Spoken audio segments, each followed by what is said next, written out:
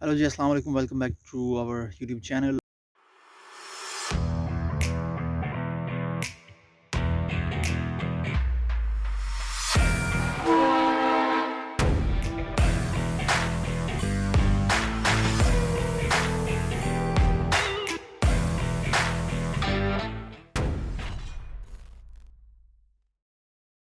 और ये हमारे जीवन गार्लिक सीरीज़ की होने वाली है कोई छठी वीडियो आई गेस, अगर मैं गलत नहीं तो। बाकी सारी वीडियोस हमारे चैनल पे मौजूद हैं, आप लोग जाके देख सकते हैं। लिंक मैं डिस्क्रिप्शन में दे दूँगा सारी वीडियोस का। और जो लोग हमारे जीवन गार्लिक सीरीज़ को फॉलो करें उन्हें पता होगा कि हमने जीवन गार्लिक सीड परचेजिंग और सीड को क्योर करना, उसको किस तरह हमने स्टोर किया है, उसके ऊपर हमारी एक वीडियो है। हमने जीवन गार्लिक के लिए लैंड प्रिपरेशन, ज़मीन की तैयारी हमने किस तरह की, हमने वो एक कंप्लीट वीडियो बनाई हुई है। उसके बाद हमारी जीवन गार्लिक सोइंग के ऊपर एक वीडियो गई है, वो बड़ी ज़बरदस्त वीडियो है। उसको आप देखें किस तरह हमने बेड बनाए, कौन सी हम लोगों ने खादें इस्तेमाल की और कितने वक्फे पे रख के हमने लगाए हैं प्लांट्स। वो सारी डिटेल आपको, अब तक की सारी डिटेल ये समझ लें कि हमारे यूट्यूब चैनल पे मौजूद है। सारी वीडियोस का लिंक मैं डिस्क्रिप्शन में दे दूँगा। मेक श्योर टू चेक अगर आपने वो नहीं देखी अभी तक और आप जीवन गार्लिक से रिलेटेड कोई भी काम कर रहे हैं या इन फ्यूचर करना चाह रहे हैं। इस वीडियो पे आते हैं। अभी इस वक्त मैं हूँ, जनवरी की 13 तारीख हो चुकी है आज, और हमने अक्टूबर की 11 तारीख को लगाया था। ऑलमोस्ट 3 महीने और 2 दिन हो गए हैं हमारी फसल को लगाए हुए। हमारी माशाल्लाह बड़ी ज़बरदस्त रही है अब तक की क्रॉप। और स्टेज जो है इस वक्त हमारी 8 से 9 पत्तों की स्टेज के ऊपर है इस वक्त हमारी क्रॉप। मैं आपको साथ साथ दिखाता रहता हूँ। 8 से 9 पत्तों की स्टेज पे हमारी क्रॉप है। और अभी तक जो क्रॉप को एक इशू आया है वो ये आया है कि दिसंबर से लेके जो जनवरी का मंथ है, इसमें सर्दी अच्छी खासी पड़नी है, धुंध है, वो शाम को जिसे हम रात को कहते हैं कोहरा पड़ता है, तो उसके असरात होते हैं क्रॉप पे, किसी भी क्रॉप पे होते हैं। हमारी तो जीवन गार्लिक है और पहली ही क्रॉप है, उस पे ये हुआ कि पत्ते जो हैं वो पीले होने शुरू हो गए। तो एक तो पत्ते पीले होना वो था कि वो वेदर चेंज था, मौसमी तब्दीली की वजह से था। उस वजह से हमारे पत्ते पीले होना स्टार्ट हो गए। हमने उसको उस हवाले से ट्रीट करना शुरू कर दिया कि जी ये मौसमी तब्दीली है। उसके लिए आपको क्या करना है, आपको कैसे पता चलेगा कि मौसमी तब्दीली की वजह से आपके पत्ते पीले हैं।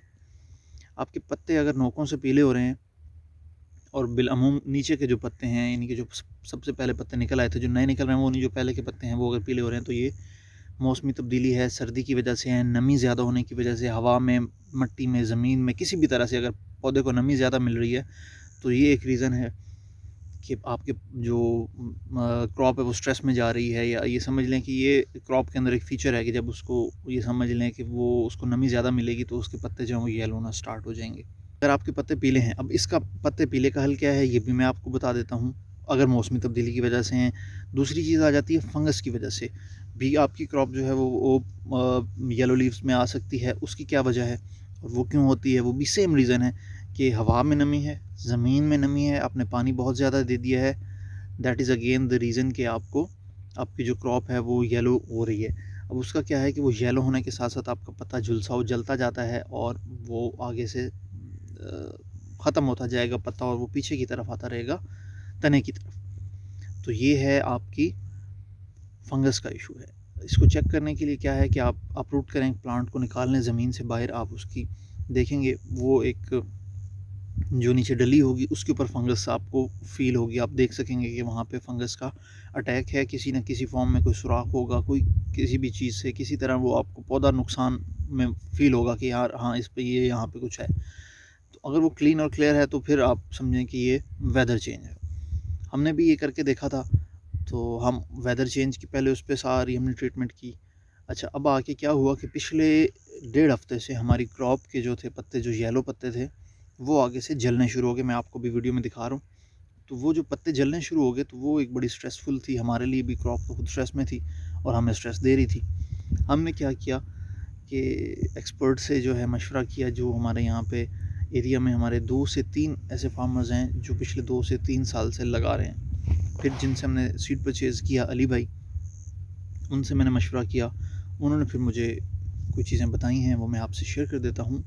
वो थी उनसे पहले तो मैंने शेयर किया, उन्हें मैंने पत्ते दिखाए अपनी क्रॉप के, उन्हें मैंने दिखाया कि यार ये सीन है, तो बताएं मुझे कि आया ये वाकई में इसको फंगस अटैक है या ये मौसमी तब्दीली है। उन्होंने कहा नहीं, ये मौसमी तब्दीली प्लस फंगस अटैक दोनों है, इसलिए इसको आप एंटी फंगल स्प्रेज करें। और उसका एक बड़ा स्पेसिफिक फार्मूला है, वो आया। फिर मैंने यूट्यूब पे कोई सर्च की, जो भी सारी चीज़ें आई मेरे सामने, वो وہ میں نے اسپرے کیا. آج ہمارا وہ تیسرا اسپرے کل کمپلیٹ ہوا ہے. تو ہم نے ہر ہفتے ان کو اسپرے کرتے گئے. اچھا ہوا کیا کہ پہلے اسپرے کے بعد اس پہ ایک اچھا خاصا فرق نظر آیا. اسی لیے میں نے سوچا کہ میں یہ ویڈیو بنا دوں گا تاکہ جو لوگ اس مسئلے کا شکار ہیں انہیں ایک آئیڈیا ہو جائے کہ اگر ان کی کراپ اللہ نہ کرے اس سٹیج میں گئی ہے کہ ان کے پتے آگے سے جلنا شروع ہو گئے ہیں تو ان کو اس چیز کا حل پتہ ہو. تو سب سے پہلے میں آپ کو حل بتانے لگا ہوں یلو لیف کا، جو موسمی تبدیلی کی وجہ سے ہیں. اس میں یہی ہے، آپ کو پتہ ہے کہ آپ نے پانی کم دینا ہے. سب سے پہلی چیز، نمی کو جتنا ہو سکے کنٹرول کریں. پانی کم دینا ہے آپ نے، زمین کو خشک رہنے دیں. دسمبر اور جنوری میں پانی پورے ایک مہینے کے 30 ڈیز پہ چلے جائیں. 35 ڈیز کے بعد پانی کو لگائیں. یہ آپ کا پانی کا دورانیہ ہونا چاہیے. اور اب مسئلہ آتا ہے کہ پانی اگر ہم نے کم دینا تو خوراک ہم کس طرح سے دیں گے؟ تو خوراک ہی اسپرے کی فارم میں ہوگی، اور وہی ان پیلے پتوں کا علاج بھی ہے. آپ نے NPK اسپرے کرنا ہے، پلس آپ نے کرنا ہے ایزابیان کا اسپرے. ایزابیان اور NPK آپ کسی بھی اچھی کمپنی کا لے کے یوز کر سکتے ہیں. NPK کا اسپرے کریں پلس ایزابیان کا، دونوں کو ملا کے اسپرے کریں. یہ آپ کا ہے اگر موسمی تبدیلی کی وجہ سے ہے.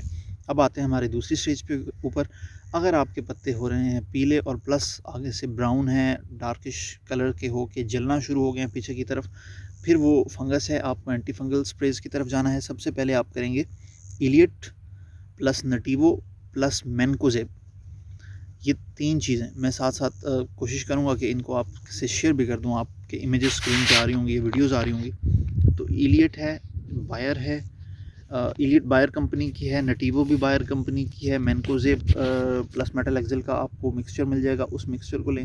ان تینوں چیزوں کو آپ نے ملانا ہے اور اس کو آپ نے اسپرے کر دینا ہے اپنی کراپ کے اوپر.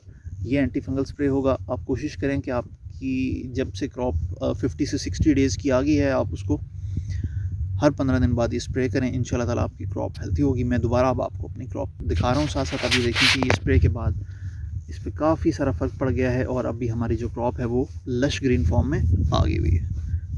یہ 2 مہینے سخت ہیں. آگے ابھی جنوری ہے، ماشاءاللہ جنوری آ گیا ہے اور ہم اس کراپ کو یہاں تک لے آئے ہیں. جنوری کے بعد فروری میں جا کے جو ہے نا موسم کھلے گا تو کراپ دوبارہ اپنی اس میں آئے گی، خوراک لینے کی پوزیشن میں آئے گی اور واپس کراپ گرو کرنا شروع کرے گی. لیکن تب تک آپ نے ویٹ نہیں کرنا.